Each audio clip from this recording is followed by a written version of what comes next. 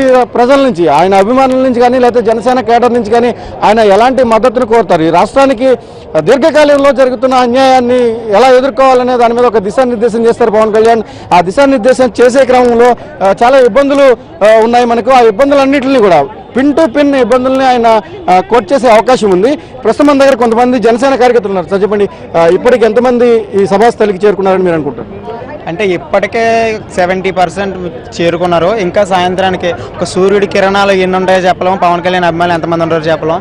అయితే మా ఎక్స్పెక్టేషన్ ప్రకారం సభా ప్రాంగణం సభా సమయానికి కిక్కిరిసే విధానంగా ఉంటుందని మేము అనుకుంటున్నాం. అయితే ఈరోజు సీమాంధ్ర ఆత్మ గౌరవ సభ అని ఈ సభకి పేరు పెట్టడం, సీమాంధ్రుల ఆత్మ గౌరవాన్ని కాపాడడం కోసం పవన్ కళ్యాణ్ గారు కృషి చేస్తున్నారని, సీమాంధ్రకి జరిగిన అన్యాయాన్ని ఈ సభ ద్వారానే పవన్ కళ్యాణ్ గారు మాకు లోటు తీరుస్తారని మేము ఎంతగానో ఎదురు చూస్తున్నాం. రైట్, ఈ రోజు జరగబోతున్న పవన్ కళ్యాణ్ సభకు అనేక ప్రత్యేకతలు ఉన్నాయి. ఒకటి, ఈ రాష్ట్రానికి సంబంధించిన దీర్ఘకాలంలో ఈ రాష్ట్రానికి సంబంధించిన ఇబ్బందులను ఆయన అడ్రస్ చేస్తారు. అలాగే యువతకు సంబంధించి ప్రత్యేకించి యువత దీర్ఘకాలంలో ఏం నష్టపోబోతోంది అనే విషయాన్ని కూడా ఆయన చాలా స్పష్టంగా చెప్పబోతున్నారు. ఈ క్రమంలోనే ఆంధ్రప్రదేశ్కి సంబంధించిన జరుగుతున్న అన్యాయాన్ని అన్ని వర్గాల ప్రజల దృష్టికి తీసుకెళ్లాలనేది పవన్ కళ్యాణ్ ఉద్దేశంగా కనిపిస్తోంది.